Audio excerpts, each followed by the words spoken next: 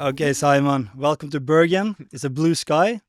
The Yeah, sun is shining because you come to us. That's very yeah, nice. We are from a city, 250 rain days a year, so you're lucky here now. We have planning. We have probably a good week for you. You're gonna stay here for how long? well, about 2 weeks in Norway. Yeah, So that's kind of my time I can spend here because I'm traveling all across Europe and yeah. I heard there's only a rumors about limit it. That's really limited cool. limited time for each country. But I am happy that I can spend 2 weeks here, and Yeah. especially at this time Yeah, because the weather is so it's a good great. timing. Yeah. Don't do it next month, not in Norway at least. Yeah, I heard that. This morning I was swimming in the fjords, Oh. and then the locals there said like, "Enjoy it, it will not last forever." Oh, they're so right. They're so right. Timing here in August is Yeah. very nice. No, thank you for inviting me into your podcast and your car and your vehicle and on your journey. So my name is Marcus and Just Olsen. I am the business development manager of ZNL Energy from Norway. So we are a separator manufacturer and are now enabling new technology to the market actually. So non-porous separator is now in the market, and we hope that we can be a part of the change Yeah. for the EU ecosystem in the Okay. battery segment. Yeah. And this is what I want to talk with you about now in the next 20 minutes. So, Marcus, thank you very much for taking your time and also inviting me to the lunch Of and course. giving me an in-depth insight on what you're doing right now, because I think it can be really game changing. And to kind of understand more, I would like to have a little more deep dive also for our field. But before we jump into today's discussion on separators, let's have a discussion how you found into the field of battery innovation and who is pushing the ZNL innovation forward. That's a very good question, and I'd love to tell you a story because the story I'm not from the battery segment. That's why I'm business development manager, not the IP such it or in the lab. But actually, it's happened back in 2019 when I met some professors from NTNU through the network Mm-hmm. and understand what they actually did and understand they did it another way than I've seen before. I jumped into it with the professors and a core team of co-founders, and we established CNL Energy as a commercial site on an IP that already was ready for the market. And it started actually with the zinc ion battery Mm-hmm. that solved the issue with discharge and charge in zinc ion. But how did they do it? They did it with making a new separator. So through testing and through partners, we also found out this separator was unique in other metals. So also from that's why ZNL, zinc, natrium, as in sodium, And and lithium. L and lithium. Yeah, you took it right away. Good job. Sorry. So no, it's okay. So it actually fits almost all, and this is quite unique. You have a universal product that actually could do benefits for all chemistry, Mhm, almost all mhm, chemistry. And now even in solid state we are working mhm, in. How I actually went in there, I went in there because the professor was looking for how can we commercialize mhm. a typical IP, go from IP, go from the lab out to the market. Yeah. So I knew that I wasn't smart enough to solve this alone. So I brought on a team with key players that's in the that's shareholders today, but also working daily. One of them in Shanghai now, and other in San Francisco is working now. So Benjamin Fasta, the CEO, and Jan Berge Sagmo, both are key players in the mission to actually getting the product out to the market. So through key members, through network, through timing, and also through believing in IP or structure built in a lab in Trondheim and believing in their mission, and also enabled to make where they also are the biggest shareholder. So the founders, the professors, they have over 30% of the company still today. Yeah. Yeah. So this is also a mission. So it's a lot of bricks that go together, making roadmap. And here we are today in 2025, started 2022, but the IP started in 2012 for the Mhm, professors. So mhm. then they done a great job. I do the fun job. Yeah. That's good. That and I think it's not too much said if I say that you feel it, that you really are into and they have put a lot of energy into what you do. And yeah, so let's shine light on what you do and what ZNL does and the innovation you put forward. So how would you describe the key innovation of that and ZNL in a couple of sentences? A key innovation is actually what we're solving. What are we solving? What are the potential when you swap a conventional separator with the CNL NPX separator? Mm. We're solving the fire hazard. Mm-hmm. We are solving the hazard that the separator has been doing in the battery market, all from the Samsung Galaxy phone in 2016 that exploded in people's pants on planes. And this is one of the key elements, is safety. Mm-hmm. But also when you have a separator, non-porous separator, that has other abilities. So the long-lasting expertise has increased a lot. And through technology development with potential partners, we also see if we can do things with energy density. So you get like a 3 spots perfect match where you have safety, you have long lasting, and you have a high energy density, and you're already using a separator, you have to swap it with another product. That's one of the key things. But the number 4 that I'm really looking forward to, and I say we already been there, it's actually developed new technology with partners, friends and partners. So, and with a new product that has other abilities than the conventional product today, it also gives ability to bring out new technology. Mm-hmm. So this is something we're really into, working with known names and building next generation of batteries with ZNL MPX. Mm-hmm. So it sounds too good to be true. Yeah. Not in an offensive way I'm stating this, but since you're an emerging company, I would like to ask the question how, because I think not many people know exactly like how you achieve all those ambitious goals on improving the safety while keeping or even improving the performance, and even being potentially lighter and less volumetrically dense, more volumetrically dense potentially. And there are many aspects you mentioned earlier to me in our meeting. So can you explain a little bit on the technological concept behind the ZNL separator? Yeah, it's like a sandwich, right? So the safety mechanism is like a sandwich. You have the PPS, that's our separator, our unique IP, combined with a 5 to 7 micron PE or PP layer. Mm-hmm. That's a safety mechanism. So the uniqueness with the PPS, and one of the uniqueness is the high, over 200 degrees before you get shrinking, right? Mm-hmm. So a normal Maybe to put this in comparison, like a normal separator starts to see shrinkage at about 80, 90, 100 degrees. exactly. And with that, you have much more thermal stability, because if the separator shrinks, you will have direct contact of electrodes, and everyone knows what that means. Yes, I mean that's so true. So what happens actually, and that's totally true what you're saying. It actually starts shrinking, and when plus and minus meets, they're not good friends. They're good friends when you have somebody keeping them apart, right? Yeah. And that's totally true. So PPS is remaining the strength and the size inside inside the cell, and then you have the pores in the PE or PP layer that will shut down the battery cell. So this is quite unique because we are having this safety mechanism in each cell. So let's say you have a kilowatt package and you have 25 cells. If cell number 6 get a thermal runaway, somehow, we don't know why, doesn't matter, it will shut down before it will get the shrinking effect, and it will shut down, but still the other cells can work in this package, but you will get a notice then that there is a defect here. But you don't get by using the thermal properties of the second layer that kind of close up the actual separator, the PPS separator, like the second layer kind of encapsulates through the melting at a certain temperature, so that there cannot be any propagation happening. Yeah, exactly. Is that correct? Yeah, that's correct. So the pores actually in the PE or PP layer will melt down with the heat, and it will have a shutdown in it's that like a cell. foil then. Exactly. So instead of being a separator, it's now a guard that's guarding this cell because of the thermal runaway that's happened inside the cell. It will not stop all future. Yeah, so that is for addressing the safety aspect. So we have this PP layer, which we come to right now, but this protection layer comes to the PP or PE layer that is attached to the separator layer that is your key innovation.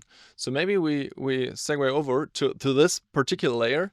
Safety aspect understood, but now looking at the performance metrics. So there's a different mechanism in place that distinguishes your technology from a general PP separator. So can you explain a little bit on the shuttling effect that you're using? Diffusion. And now you're talking about the energy density, right? Not how long you're gonna live. Which type of question? We have three aspects here. Well, first of all, I wanted to understand the general functionality of your separator, because I think if we understand that and have an idea of what is the mechanism, Exactly. then Because it's easier for you to reference the other while yeah. explaining the other Yeah, it's metrics. true. So when you have a separator, and we have done testing, several testing on the separator, and even with mechanical dust, we have seen no internal shutdown because we only allows ions to go through the separator through diffusion, and that's the key here, diffusion. And it's not pushing the ions, not pushing the way through. It's through a separator that's allowing the ions go through all the separate phase. So we have a more homogenic stripping of the ions back and forward through plus and minus, right? Anode and cathode. And this also help the stability of the cell, but it also helps the separator not to get damage or dendrite formation. So this is all about the dendrite formation, and this is one of the key aspects that cell manufacturer knows about, the customer knows about now, and it's a problem that everybody works against, because dendration is a very big problem today, because you don't know where it's going to come, when it's going to come, and you have recalls, you have fire hazard, you have explosions happening, and it's very often actually the separator that breaks or fails in the discharge and charge. Yes. That's are the risk today, and the consequences are great. So we will be one of the players in the market today that want to be a part of this ecosystem to solve this issue. So just for referencing, the dendrite growth is, you mentioned the metal particles. When you have a buildup, a condensation of metal particles and other hard things that can eventually build up at a local spot, form a dendrite, so kind of a spike, Yep. and then poke through the separator. And that's the danger that generally occurs. So are you preventing this by preventing this buildup because you have a more uniform traveling through the separator of the ions? Or how are you preventing this, or are you preventing the poking through of the dendrite itself? So what are you addressing? It's actually both, if I understand it correctly, because we don't have this push through. We have the ions go through diffusion. So we don't have this push. We actually have like a shuttle effect where we shuttle the ions back and forward with the separator. It's an active separator. It's a solid state. It's less than 3% pores. So there are no pushing through. It's a diffusion technology that's a futuristic to here. I understand. I haven't seen any other separator that has the same key elements or like us, but it's actually what's happening. So it's a new way to think how to can transport in a cell ions back and forward. And it actually works because we have third-party testing, not only at the laboratories, but with customers that see beneficial effects. And for your second question is, if the separator is not an issue in the battery cell, then the lifetime expectancy should be longer, right?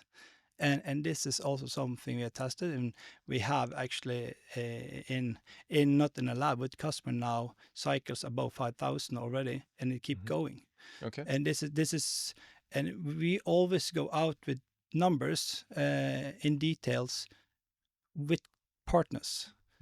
We never address it alone, and we have several partners today. Good partner in different technology. That's why ZNL, zinc, natrium, and lithium. So we have all this combined. Some are for EV markets, some are for energy storage.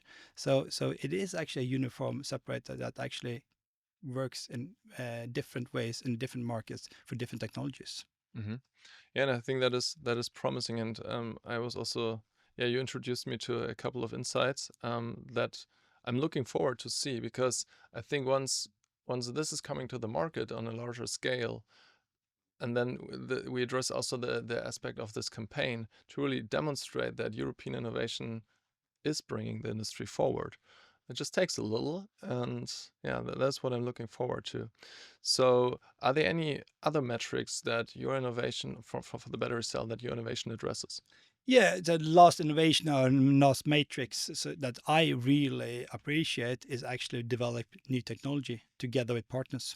When you have another element, another separated type, we see that the R&D people are smiling because now good old mind thinking, good old Yeah, ideas from you the can take drawers. out your Yeah, drawers and just exactly. put it all back on the table and say like, where did we stop? Why did we stop there? Why did we stop there? Exactly. And What the reason you stopped? yeah. And the story we heard is often that's told us that the separator it broke down. It stopped. You couldn't have the discharge and charge. So this story also is something we are working on now, and Yeah. we already seen results from some partners, and one of them is solid state, and this is very interesting, and we really like to see different type of technologies trying out a new product and be more open to it. I think we have to be open and collaborative. I think that's very important. Yeah, and I think it's not only all solid state, if I allow that comment, but it's also improving the given technology with liquid electrolyte because it's improving the safety and it's kind of drop in. So that is I think a benefit that is directly usable, and I think that's also why you get a little bit of traction right now. Yep. I understand. So what are the benefits for all solid state, if you can give a couple of bullet points on that? Yeah, this is quite new market for us also to be in solid state. Yeah. We've been in press release, so it's not a problem for us to say high performance battery is our partner on the solid state. I cannot go into details about this technology, but what we see several beneficial with our separator compared to the other separator they used, and this addresses also potential to do future R&D to even together solve or do this product even better in the future also. And that's one of the beneficial when you have dry manufactured separator as we have. It starts with the powder, right? And we could in the future also through R&D work with partners to make a special separator or make a separator actually that could be more beneficial for your technology, because as you earlier said also there are a lot of electrolytes out there, a lot of different technologies, and we will not fit all. It could fit all, but we will not fit all. We know that. We know there are some electrolyte that doesn't react that well to our separator, even though the most of it has done it. Yeah, I mean, we also talked to your technical team, right? Yeah. And I asked the question on are there any chemical limitations in terms of solvents you can use, etc. And the feedback they gave was not really from the chemistry side, but especially from the viscosity side, that there are limitations in terms of rate capability then. And speaking about rate capability, so C rate, I think you can go up to 3C. Yeah, we have the moment? latest testing we have now is 3C. We wasn't 2C, so we've been developing from 1C, or we're developing from 0.1C actually. Yeah. But we see a positive development in this. This is crucial for us also to be a part of the C race. But we have the highest we have now is 3C. Most of the clients we're working in is 1 and 2C, and we are working still to improve this side step by step. But all our development is through partners, with partners, and with market market. What are you going to call it? Market. Entry or I can't say names, so I have to find. It's so much easier if I can do example. yeah, of course. So my problem, I can't say names except those we have, and so I like trying to find out. For me, it's important to showcase that we are not an R&D company, right? So what I'm trying You're a to development partner. yeah, so yeah, so as we you mentioned in your fourth point. yeah, it's a well-known development partner that's in the brand. Yeah. If it's EV or energy storage, it's well-known brands that we actually working with. And I think that's a very good method of doing your own research and development by having trustworthy, and we talked about this extensively in our discussion before, right? How important building up this trust among entrepreneurs is in our field, that we really need a new spirit on that in order to have this fruitful exchange of you deliver a test product, they test, and with their materials, and give you the specific, with regard to their product, the specific feedback and then you can use this real data for improvement. What I get often contacted by is from startups. They say, hey Simon, you have so many contacts, can you give us a little bit of data from those? It's like, hey, that's another level, sorry, but like providing data. But this is a really good business model that you have, because you're going right to the customer and with them having this exchange. Yeah, and the reason we could do that, we have been testing it through third party a long time ago. Yeah. So we know what we can deliver in a certain electrolyte. We know the beneficial of safety. We know the lifetime expectancy. We know the energy density, but in certain electrolytes. So of course, when you come to a new partner, there will be some change in the IP or in the cell design. And this is always about little understanding, and we will never ask a partner for their IP. So yes, how we work actually, we know that we could do something that they have been asking for, or the application they work for demands. We could be the solution. If the first test isn't perfect, it will be when we're working together. And this is collaboration is so important. And I think Europe, as you said earlier, has many very cool companies coming up with great ideas, but we have to open the doors for them, because if they don't have a partnership, the idea will just stay in a drawer on the desk, right? Yeah. So the way we've been working with customers, partners, new friendship and networking, but we haven't gone there without knowing that we can do change. We have done the third-party testing. So when we go in the market, we know what we can deliver. But of course, we will never know the electrolyte that used in different cell types or different different applications. But we know that we could be a solution. And after discussion, meeting, physical meeting, when a new partner understands that you could be a solution, we sign a test contract or R&D contract. So we start this development together. But this communication is just between us and the one partner we're working with. This communication will never go abroad. And that's sacred for us. And I think that's important also to have this trust, as you said. We need to trust each other. But yeah, I think Europe has a chance. I think Europe has a potential. I think there's many great players, very many great minds there. Yeah. So how can we combine these forces together? So that brings me to my key questions that I ask every guest of this show, and that is you were talking about Europe, right? Yeah. So, focus on Europe now. Negatively framed, what are the key challenges that you see for a European battery ecosystem hindering us on really pushing forward, on really bringing the breakthrough that an industry in Europe is emerging? Yeah, it's very, very tough for me to say this is the three things that From your emerging. But perspective, from my that you see. perspective, what I see we need to focus more on collaboration than doing it all by yourself. I think that would be beneficial. For sure, some company out there can do it by themselves. So I'm not saying that, but opening the doors for new innovation could also help a company that can do it itself. So you open door for new innovation. I think that's important. Competing, let's say, to Asia on LFP normal battery that's been producing for 10 years and trying to match the pricing on kilowatt is like believing in Santa Claus, right? But we could match some technology advancements, but we have to open the doors, be open for new technology, and have to go from the lab to the CEO level, because the whole company have to think the same. It's like a football team. So if the football team think the same, they play very good. You don't need all the stars, but you have this core value in your company.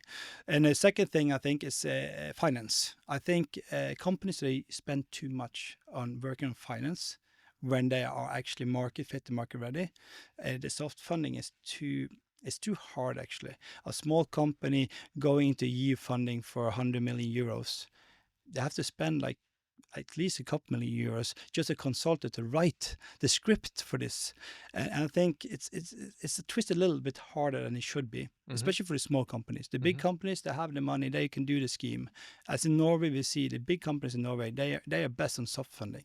But the small company, they need it most. So it's not Europe, it's Norway also. And third part, I think... well, with Europe, I include Norway. I mean, but Europe, right? it's quite similar, I think, in each country. I don't think it's just Europe. I think I see the point. And we see it in Norway also. That's why I mean Europe, right? I see the same. We see it all over the place. And the third part, I think, is the understanding. What is the application? What is the goals? Because somebody is going at rocket speed, somebody is building step by step, like us in ZNL. We are building step by step and getting a knowledge on the way. And speaking to you today, 2 years ago, nobody heard about us before. Yeah. The first partnership we signed was, I think, was late after summer 2023, and we've gone quite far since that. And now we focus on production and machinery. Then we will focus on IP and strategy, right? Yeah. And I think everybody has a journey, but I think the openness maybe could be a third part, that we should be more open-minded to combine forces. Across domains, you just Yes, mentioned investors and industry then. Okay, yes, understand. and I think the investor doesn't understand the industry, and the industry doesn't often understand the investors. Yeah. So we're lacking a bridge here. Yeah, and that is you're speaking out of my heart, because this is what I built the battery expedition for. To Yeah. build a format that is understood without knowing the math, right? Exactly. Because Exactly. people speaking in a language that doesn't use keyword or like acronyms in an extensive way, I think this is already then providing an interface, how you would call it today. But I would like to segue over to my second question, because it's much more fun to talk about. But really brief, please. What is the key potential that Europe has, and how we can meet the global players in the market? I think there's a lot of potential. I think there's a lot of players that's out there and making it possible also. I think the big brands is opening doors more and more. And I think the collaboration is coming closer and closer. I see With it. big brands, you mean the OEMs or? Yeah, I mean, the big brands for the EV market, the end users, they are open more. It's a smaller bridge from the end user to the cell manufacturer to the as us. That's a Equipment part. supplier. Yeah, equipment Or supplier, material supplier in material this case. supplier, right? Yeah. So we see the gap is closing in. We are talking more. Before you didn't know who the end user was. Now you see the application very early stage. But back to the question, the potential I think is great actually. But what I think is we have to also be realistic about the time frame. We promise a little too much, and we're coming too little short, right? That's the Take thing, the time it take, and don't produce the same as China did Asia did 5 years ago or 10 years ago. Look for the future, next type of battery. Let's be good in this area, because here is our advantage, and we can close the gap by thinking the same. But of course, if you have a time frame, you have to be finished a factory in 26. There's not time frame for this, right? Yeah. You should delay to 27 and get new type of To battery really, or technology in there, because the end user is waiting for it. yeah, leapfrogging is a big word, and probably too big right now, because we may not have enough experience and also investment power behind it, but making big steps that are reasonable and really provide innovation. Which brings me to my third question. Yeah. What is the advice that you have for industry? If there would be one thing, you just mentioned, right? We have to innovate, we have to go ahead and not just copy. So what is your I think if we cut borderlines, look at Europe as one country. Don't all the borderlines. We did it 2 years ago. We only have one partner that in Norway that we are in dialogue with, but the rest is foreign countries. But we don't look at that. If it's from States, or is it from Asia, is it from Europe? We are not there that we look at the borderlines anymore. So my one it's step. almost a political statement. Yeah, but I think we have to think about it. I agree with you. Someone have to pay for it. No, I'm just kidding. I think collaboration together. Look more like once, building communities, building ecosystem like you do now. Get to know everybody and have a roadmap for the future applications coming. Because if we do this way, we know that we're going to deliver on time, on product, and on schedule, right? Yeah. And the customer will be happy. And the quality from Europe will also get a good brand, a name, the mark. We will get something that maybe the other is lacking, because they're doing speeding and making the same product, and then the customer have to actually do the development for their development, because it's the same product they're getting in, right? Yeah, I see. So I think, but collaboration, togetherness, look abroad, open your eyes, look around. Listen to Simon's blog. Yeah, but this is all part. Somebody have to do the work that you're doing, travel around Europe and get to know the ecosystem. I think in future you could be a start of something. These weeks that you have been, or months you've been on a trip in this cool car, European car. traveling around, taking your time to understand it, see different technology, not only big brands, but also the small innovators that's out there. If the Swedish, Danish, Norwegian, German, Spanish, Italian, it doesn't matter, right? Yeah. You will sit on a knowledge it could be a key for the future application and collaboration. Yeah, that's what I hope to. I mean, I already see that now, to be honest. I mean, I have 40 conversations in, Yeah. or more even, and it's overwhelming. Like if we kind of at least get like 50% of what I see and the inspiration that I get and the motivation, if we bring that to track, like we're good, right? But what I also see is that we really need to get to public communication that this is one team, that investors believe and okay, yeah, these guys are pulling together, like they're doing business together, and if we step in, like this can be a business case. And this is where I'm going with this. And I hope together with you and all the other peers around, we'll make this happen and building a really dense content. You're building the Bible, right? Recipe Bible for the ecosystem, at least for Europe, because nobody has done the same as you do.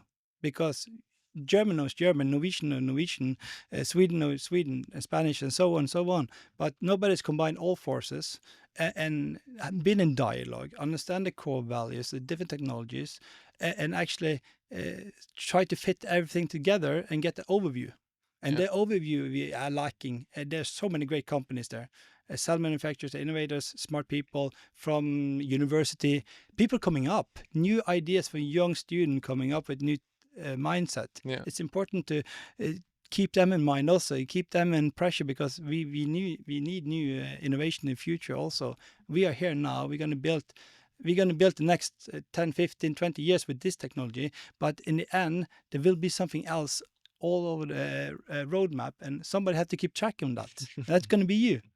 We'll see. Marcus, big words, big responsibilities that you put on my shoulders. No, but I take this as a compliment and as also my homework to do.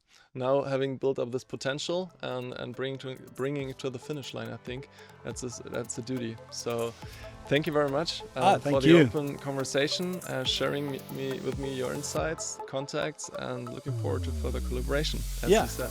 At least. Thank you, Simon, and welcome to Bergen. Thanks, man.